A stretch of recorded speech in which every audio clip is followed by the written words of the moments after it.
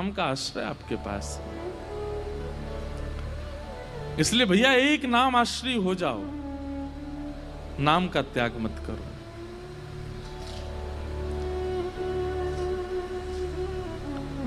एक भगवान के परम भक्त थे केशवदास। क्या नाम था? केशवदास। तो श्री केशवदास जी का ऐसा चरित्र है कि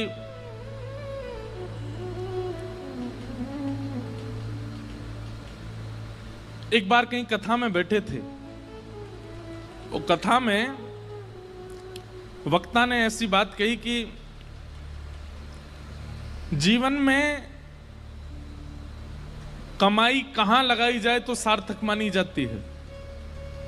आपने जो भी कमाया, अगर परिवार में लगाया, घर में लगाया, पत्नी बच्चे परिवार सब में, देखो थोड़ा थोड़ा तो सब जगह लगाना ही पड़ता है, लेकिन फिर भी उसकी सार्थकता कब है? हमारे द्वारा कमाया गया धन वो ऐसी कौन सी जगह लगाया जाए कि उससे सार्थक माना जाए, ठाकुर जी प्रसन्नता मानी जाए।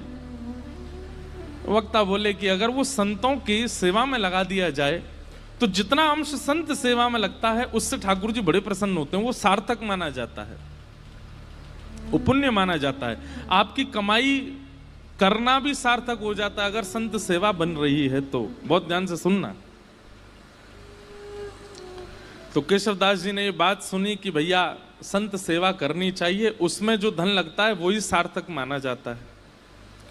अपनी पत्नी से कह दिया, देवी देखो हम जो भी कमाते हैं ना, उसका जो भी अंश ठाकुर जी कृपा करेंगे हम संत सेवा में उसको प्रस्तुत करेंगे, तुम राजी हो? पत्नी बोली हाँ हम राजी हैं।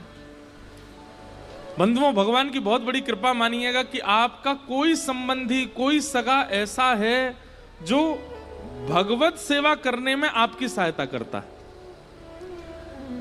उस मित्र को कभी मत छोड़िएगा जो कथा में लेके आता हो। उस मित्र का कभी त्याग मत करना जो वृंदावन लेके जाता हो। वो बहन सबसे अच्छी है जो ठाकुर जी की सेवा करवाती हो। वो भैया सबसे अच्छे हैं जो प्रवचन सुनवाते हों। वो माता पिता सबसे अच्छे हैं जो ठाकुर जी की सेवा की आज्ञा देते हों। वो पति सबसे अच्छा है जो गुरु सेवा में संग लग जाता हो। अगर इन भावों से कोई भी संबंधी आपका है, चाहे वो बुआ जी हैं, फूफा जी हैं, चाचा हैं, ताऊ जी हैं, पति है, मित्र है, उस संबंध का त्याग मत कीजिएगा। चाहे वो जीवन में आगे चल करके भले ही पद भ्रष्ट हो जाए तो भी उसका त्याग मत कीजिएगा। वो कभी आपको कथा में लेके गया था, उसकी वजह से आपको कथा मिली थी, इसलिए उसका त्याग मत करना। तो सबसे बड़ा संबंधी, सबसे श्रेष्ठ संबंधी है। तो कई बार पति भक्त होते हैं पर पत्नी का स्वभाव नहीं होता, और पत्नी भक्त होती है, पति का स्वभाव नहीं होता। दोनों विपरीत होते हैं तो बहुत मुश्किल होती है फिर।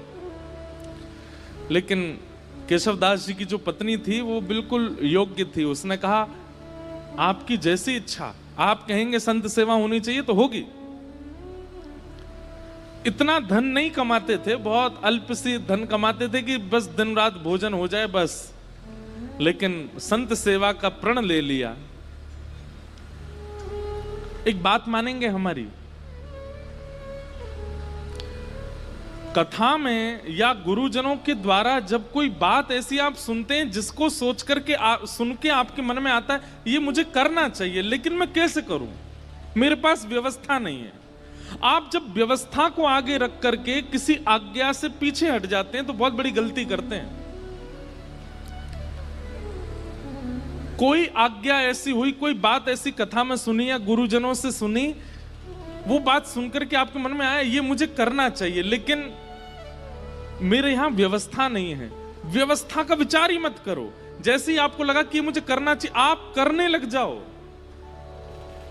जिन महापुरुष से आपने सुना या जिस ग्रंथ की बात आप सुन के आए हो वो सामर्थ्य प्रदान करेंगे, व्यवस्था कर देंगे, आप बस लगना शुरू करो उसमें।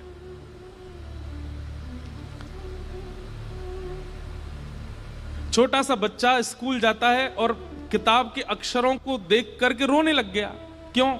क्या कीड़े मकोड़े से हैं, मुझे तो पढ़ ही नहीं जा रहे ये, मैं कैसे अपने पिता की तरह बनूंगा, मैं कैसे अपने चाचा की तरह बनूंगा, ये तो मुझसे पढ़ने में ही नहीं आ रहे। अरे भाई प्रयास तो कर, तो प्रयास करेगा तो धीरे धीरे समझ में आने लगेंगे। हम लोग हिंदू हैं, अगर अभी हिंदी अक्षर के 1 2 3 4 5 6 प्रकट कर दिए जाएं तो हमसे पढ़े नहीं जाएंगे, वो अक्षर भी हमें समझ में आने वाले नहीं है। प्रयास करेंगे तो सब समझ में आता है। इसलिए कभी कोई आज्ञा ऐसी आप सुनते हैं और उसके प्रति आपका भाव बनता है कि ये मुझे करना चाहिए। मान लीजिए किसी महापुरुष की वाणी से आपने सुना कि संत सेवा करनी चाहिए, सप्ताह में 1 दिन निश्चित कर लो कि चाहे धूड़ के करके आए संत सेवा करेंगे। आपके मन में आया कि मेरा मन तो हो रहा है कि मैं करूं, पर कैसे करूं? क्यों? व्यवस्था नहीं है, चाहे धन की कमी है, चाहे परिवार में कोई साथ देने वाला नहीं है, आदि आदि जो भी व्यवस्था का चिंतन करके रुकिए मत। मुझे संत सेवा करनी चाहिए, ठीक है, अगले सोमवार से मैं सोमवार संत सेवा करूंगा। आप तनिक से प्रारंभ तो करिए। आप प्रारंभ करोगे पूरा ठाकुर जी कराएंगे। केशव दास जी के चरित्र से सीखने को मिलेगा आपको। केशव दास जी की व्यवस्था इतनी उचित नहीं थी कि वो संत सेवा कर सकते हैं, लेकिन कथा में सुन लिया तो मन बना लिया कि अब सेवा मुझे करनी है, और पत्नी का साथ लेकर के जो भी धन कमाते थे उससे बढ़िया प्रसादी बनाते, संतों को निमंत्रण देते, घर पर संत आते, प्रसाद पाते। भगवान की दया से इतना ही प्रसाद बनता कि संत जन पा लेते, उनके लिए नहीं बच पाता था। तो दोनों क्या करते, जो संतों की शीत प्रसादी होती थी उसी को इकट्ठा करते, उसी को पा लेते। कभी कभी वो मिल भी नहीं पाती थी। अब संतों से थोड़ी कहेंगे कि छोड़ जाना थोड़ा, वो बेचारे प्रेम से पाते थे तो कई बार मिलता भी नहीं था, लेकिन संत सेवा बनने लगी। लेकिन ठाकुर जी बहुत दिन तक अनुकूलता रहने नहीं देते। लिख लीजिएगा इस बात को, अगर बहुत प्रसन्नता में जीवन निकल रहा है, भूलिएगा नहीं, आएगा दुख, निश्चित आएगा। बहुत धन के साथ में अभिमान हो गया है कि मैं कुछ भी खरीद सकता हूं, मैं कुछ भी कर सकता हूं, मैं कुछ भी बना सकता हूं, मैं कहीं भी जा सकता हूं। एक दिन आएगा कहीं जाने लायक नहीं रहोगे। और ये विपरीत स्थिति में भी सुनिए, अगर बहुत कष्ट में जीवन जा रहा है तो परेशान मत होइए, एक दिन सुख आएगा। आज इतनी धन की व्यवस्था नहीं है कि आप एक ही वस्त्रों को 5-5 दिन तक पहनते हैं, है ही नहीं वस्त्र, चिंता मत कीजिए, एक दिन ठाकुर जी अनुग्रह कुछ करेंगे। एक स्थिति कांस्टेंट किसी की नहीं रह सकती, परिवर्तन तो होता है, चाहे वो वैष्णव हो चाहे वो संसारी हो। तो केशवदास जी सेवा करते थे। अब धीरे धीरे क्या हुआ, उनका धन जो था खत्म होने लगा। अब सेवा के लिए धन नहीं बचा, उन्होंने कर्जा लेने का मन बनाया कि मैं कर्जा ले लेता हूं। संत सेवा नहीं छूटनी चाहिए। अब बेचारा कोई धनवान नहीं होता, सामान्य होता तो उसको कोई कर्जा भी नहीं देता। बाजार में निकल गए कर्जा लेने के लिए कि कोई हमें थोड़ी सी सेवा कर दो तो हम संत सेवा करेंगे। किसी ने भी उनको देने से मना कर दिया। लेकिन एक चतुर व्यापारी था,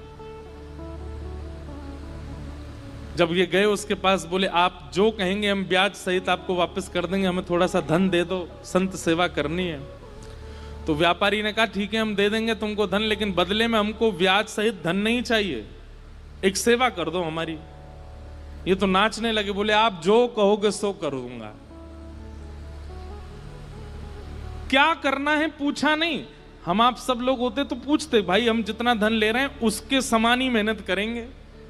बोले आप धन दे दीजिए, मैं संत सेवा कर आऊं, उसके बाद आ जाऊंगा, आप जो कहोगे करने को तैयार हूं। धन दे दिया, संत सेवा हो गई। संत सेवा करने के बाद पत्नी से कह दिया देखो अब अगले 1 हफ्ते के लिए हमारे पास में खूब संपत्ति आ गई है, अब तुम चिंता मत करो, संतों की सेवा पर मैं किसी को कर्जा चुकाने जा रहा हूं। तो कर्जा कैसे चुकाओगे, आप धन तो है नहीं। बोले वो सेवा करनी है, उसी से चुक जाएगा।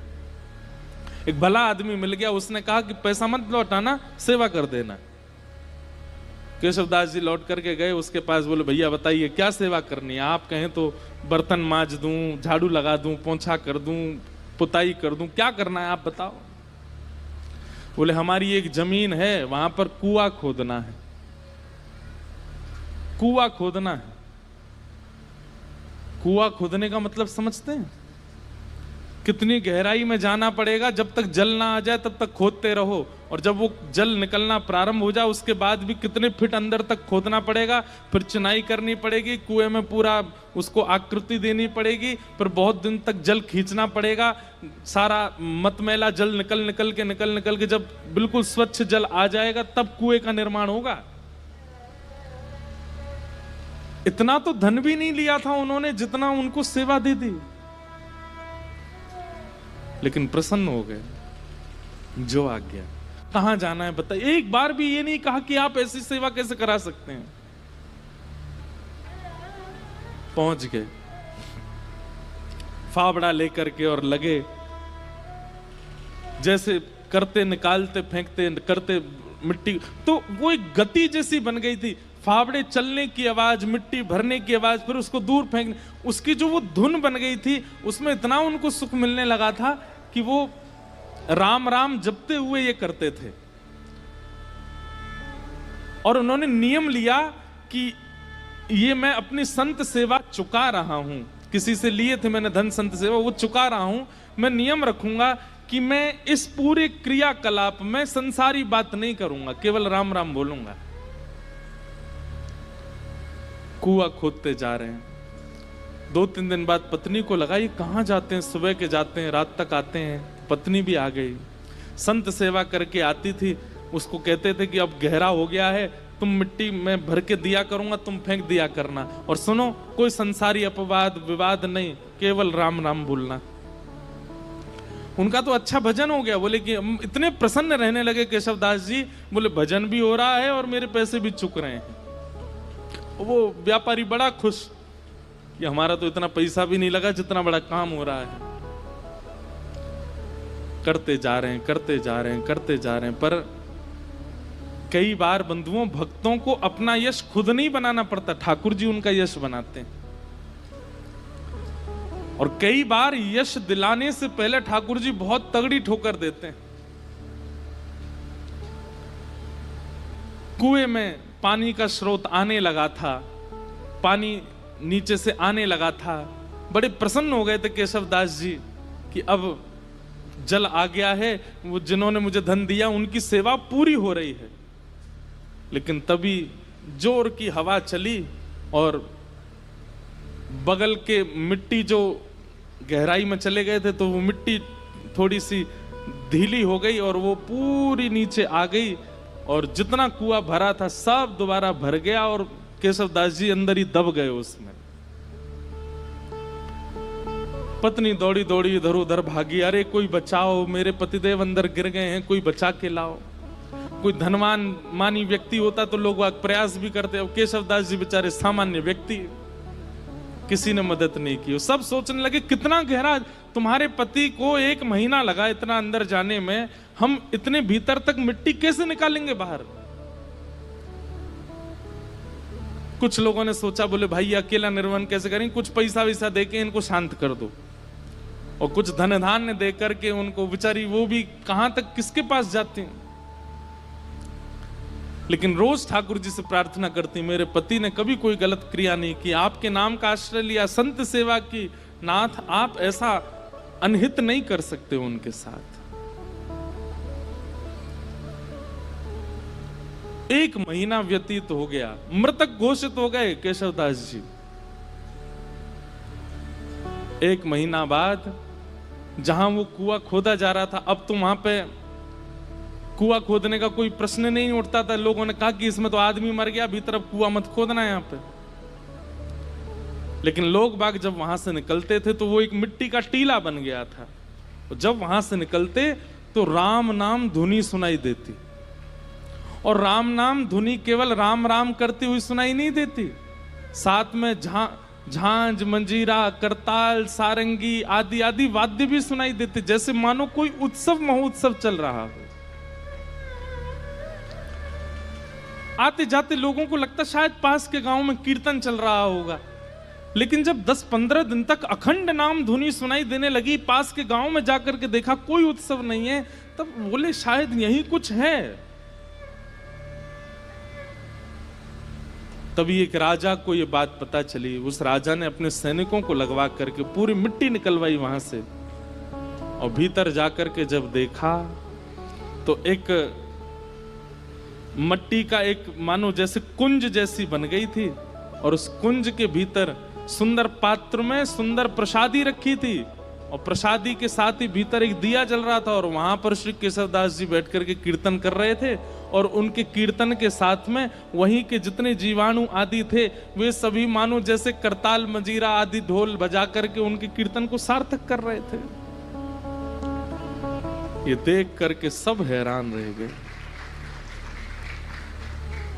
नाम का बल ये सामान्य बात नहीं है।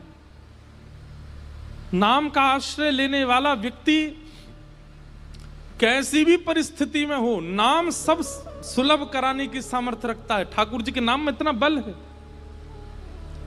हमारे गोवर्धन में एक बाबा गए, गुरु दीक्षा लेने के बाद अपने गुरु जी से कहा, आप जो आज्ञा देंगे मैं उसको पूरी करूंगा, आप बस आज्ञा दीजिए। गुरु जी ने भी ऐसी आज्ञा दी जो बाबा कर ही नहीं सकते थे। क्या?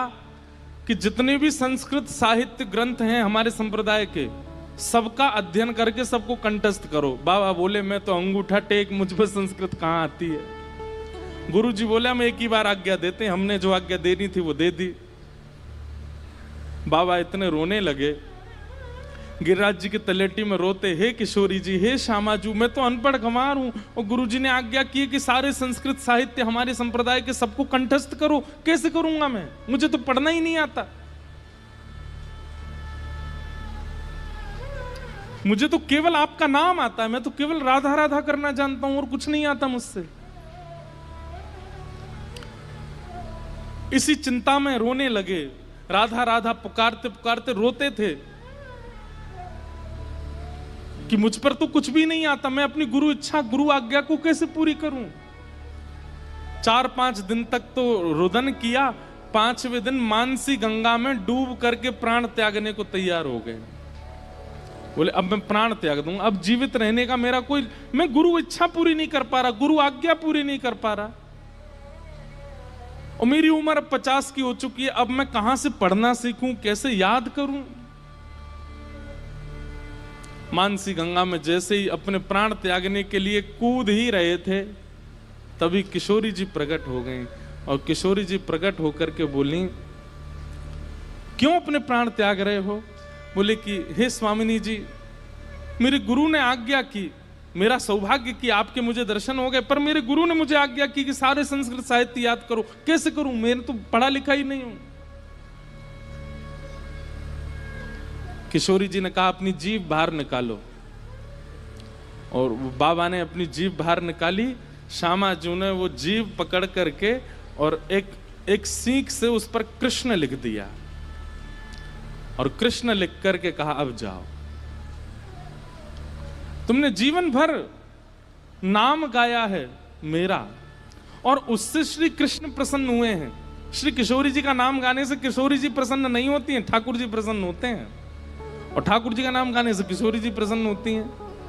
बोले आपने जीवन भर मेरा नाम गाया और कुछ आपको नहीं आता है, इसलिए ठाकुर जी बड़े प्रसन्न है, और उन्होंने प्रसन्न होकर के कहा है कि मेरी जितनी सिद्धियां उनमें एक विद्या सिद्धि है, वो विद्या सिद्धि आप इसको दे आओ श्री जी, अब जाओ, अब तुम्हें पढ़ने की भी आवश्यकता नहीं है, तुम बस गुरु जी जो प्रश्न करें सबका उत्तर देते जाना, सारा साहित्य तुम्हारी जिह्वा पर विराजमान हो गया।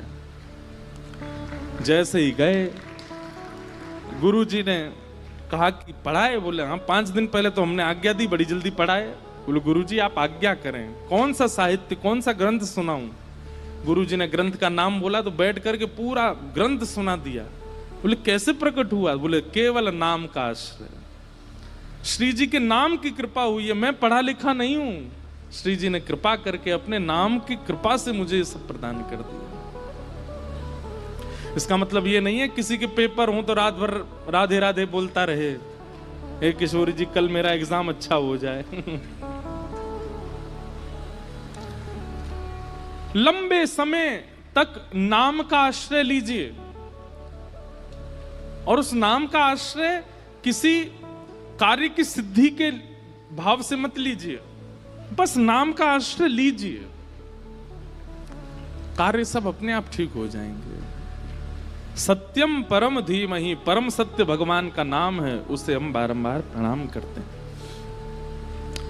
धर्म प्रोजित कई तवोत्र परमो निर्मत्सराणां सताम् वैद्यं वास्तवमत्र वस्तु शिवदं तापत्रयोन्मूलनम् श्रीमद्भागवते महामुनिकृते किं वा परैरीश्वर सद्यो हृद्यवरुध्यते त्रिकृतिभिः शुश्रूषुभिस्तत्क्षणात्।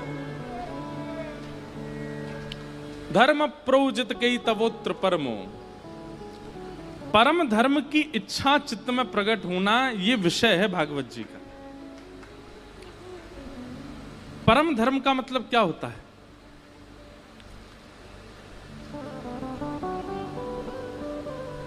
परम धर्म का मतलब क्या है कि अब मैंने बहुत कमा लिया, बहुत खा लिया, बहुत कर लिया, बहुत सब कुछ करके देख लिया, अब मुझे एक ठौर चाहिए बस। एक प्रकार का ये परम धर्म है। धर्म क्या है? कमाने में निपुणता प्राप्त करना, घर परिवार को संभालने में निपुणता प्राप्त करना, बच्चों का ब्याह करना, पत्नी को संभालना, परिवार को संजोना, व्यापार भी उचित कर, ये सब धर्म के अंतर्गत आता है। पर परम धर्म का मतलब क्या है? अब इस देह का तो मैंने कल्याण कर लिया, अब आत्मा का कल्याण करना है, वो परम धर्म है। एक दिन ऐसी चेतना मन में प्रकट हो जाए कि बस अब इस आत्मा की सदगति मुझे देखनी है, कैसे होगी? अब मुझे एक आश्रय चाहिए। आपने सुना होगा प्राचीन काल की जितनी भी राजाओं की कथा सुनाते हैं व्यास मंच, सब में क्या कहते हैं? एक उम्र आने पर राजा वन को चले गए, राजा वन में जाकर के भजन करने लगे। पर आजकल कोई वन में नहीं जाता, वन ही नहीं बचे। आजकल कोई वन में नहीं जाता। लेकिन एक बात कहें, इस कलिकाल में वन श्री वृंदावन है। आपका मन जिस दिन वृंदावन की ओर बढ़ जाए, मन जिस दिन वृंदावन के अलावा और किसी को प्रायोरिटी ना देता हो, उस दिन समझ जाना कि बस यही हमारा वनवास है, यही हमारा वन गमन है। मन में और कोई इच्छा ना आवे वृंदावन के अलावा। बंधुओं, कभी कभी अपनी भक्ति ऐसे नापा कीजिए कि आपको ठाकुर जी और दूसरी तरफ संसार की कोई वस्तु रख दी जाती हो और एक चीज चुनने को कही जाती हो, फिर अपने मन को देखा करो कहां की तरफ आकर्षित हो रहा है। जैसे एक तरफ तो ठाकुर जी का राजभोग प्रसाद है और दूसरी तरफ पिज्जा है, बर्गर है, बढ़िया बढ़िया चीजें हैं संसारी जो ठाकुर जी को भोग नहीं लगी। अब अपने मन से पूछो, एकांत में किया करो, ये सबके सामने करोगे तो सबको पता चल जाएगा। और कई बार सबके सामने तो आप आडंबर भी कर सकते हो, जबरदस्ती प्रसाद ही पकड़ोगे। पर कभी कभी अपने आप से पूछिए कि आपका मन किस तरफ जा रहा है। आप नाम जप करते हैं, रोज तिलक लगाते हैं, कथाएं सुनते हैं, कभी कभी नाप तोल के देखा तो कीजिए कि भक्ति की स्थिति पहुंची कहां अभी। बहु व्यंजन एक तरफ रख दीजिए और ठाकुर जी का प्रसाद एक तरफ रखिए और बिल्कुल बिना चीटिंग के देखो कहां की तरफ, किसकी सुगंधी की तरफ, किसके स्वरूप की तरफ जीव में पानी आ रहा है, मन जा रहा है। अगर वो संसारी वस्तु के प्रति हो रहा है तो फिर उसके बाद भजन में एक माला बढ़ा दो, थोड़ा सत्संग और बढ़ा दो। और यदि वो ठाकुर जी के प्रसाद की ओर भाग रहा है, बहु व्यंजन सामने रखें लेकिन मन में इच्छा ही प्रकट नहीं हुई, ठाकुर जी का प्रसाद प्रधान है, अब ये समझ जाओ कि हमारे गुरु की कृपा, हमारे भजन का प्रभाव, हमारी सत्संग, हमारे पुण्यों का प्रभाव, ठाकुर जी हमें प्रिय लग रहे हैं। अब प्रसन्न हो जाओ। स्थानों को रखो, एक तरफ अपॉर्चुनिटी है आपके पास कहीं विदेश जाने की और एक तरफ अपॉर्चुनिटी है फ्री समय हम वृंदावन भी जा सकते हैं। कहां जाना चाहिए? लेकिन मन में विदेश का ही आएगा। यहां बोल रहे हो आप लोग, आप विदेश जाने के लिए पहले हाँ करोगे, वो वहां जाना है। कभी कभी ये नाप तोल करके देखा कीजिए कि कहां की तरफ रुझान ज्यादा है, और यदि वो रुझान भगवत सेवा के प्रति, भगवत वस्तुओं के प्रति बढ़ रहा है, तो इसका मतलब क्या है? आप परम धर्म के मार्ग पर अब निकल चुके हो, अब उसके प्रयास और ज्यादा कीजिए। अब ठाकुर जी ने चुन लिया है, अब इस मार्ग को और निपुणता से इस मार्ग पर आगे बढ़िए। धर्म प्रौजत कई तवोत्र परमो निर्मत सराणाम सताम।